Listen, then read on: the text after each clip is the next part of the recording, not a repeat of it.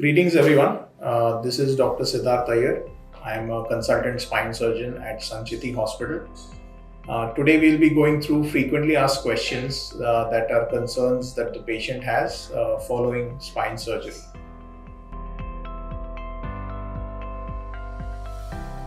Quite often, this may vary from patient to patient based on what was the problem at hand and what was the surgical procedure that was performed.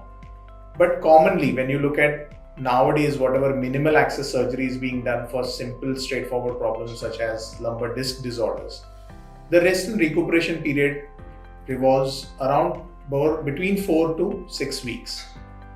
In this period, there are certain physical restrictions that the patient has to follow. However, most patients are able to sit, stand, and walk within the confines of their house and are not completely bedbound.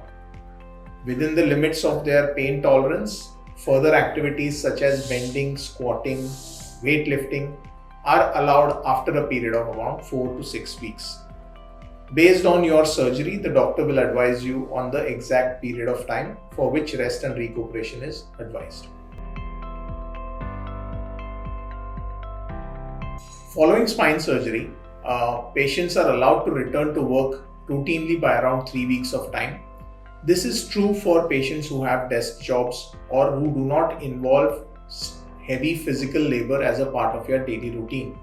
For example, a patient who is employed in a bank or an IT professional may be able to return to a desk job where he has to work at a computer terminal or a laptop after about 3 to 4 weeks following surgery.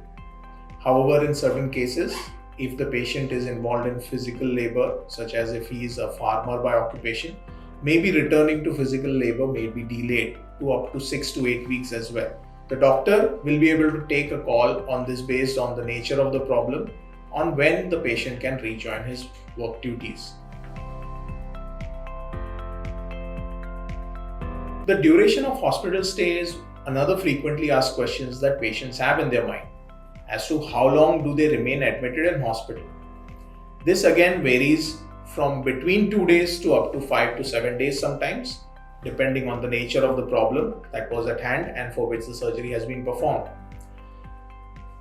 Minimal access surgeries such as microscopic discectomies, tubular discectomies, which are done for disc prolapse or lumbar canal stenosis, commonly have short hospital stays, wherein the patient quite often is discharged and can go back home within about 48 hours to 72 hours after surgery. Certain other disorders such as spine deformity correction or cervical spine surgery, where the nature of procedure is bigger, the patient often have to stay in hospital between 4 to 7 days. Some of this varies also with the age of the patient, the comorbidities that the patient has, whether the patient is diabetic, hypertensive, and having considered all of this, a suitable discharge date can be finalized. Again, at the time of your counseling with your surgery, at the time of your counseling with your surgeon, you can discuss the exact detail of the length of hospital stay that you're likely to have. There are a few restrictions in physical activity that we ask our patients who have had spine surgery to follow. One of them is not driving. Quite often, after minimal access small incision spine surgery, patients can return to driving at about 3 to 4 weeks of interval. However, the patient is better advised to avoid long distance road travel in which he needs to drive for long periods of time, such as hour, 2 hours, or 3 hours, or in terms of interstate or inter-district travel.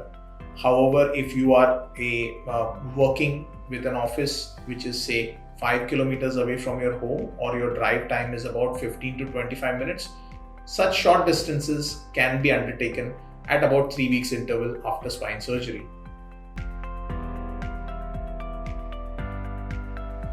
Following spine surgery, there are certain physical restrictions that the patient needs to follow. These physical restrictions have been put in place to allow for better wound healing and for better outcomes of your spine surgery. Some of the restrictions that you might need to follow after spine surgery include to avoid bending activities or repetitive bending activities, because this impacts the spine surgery done over the lumbar spine.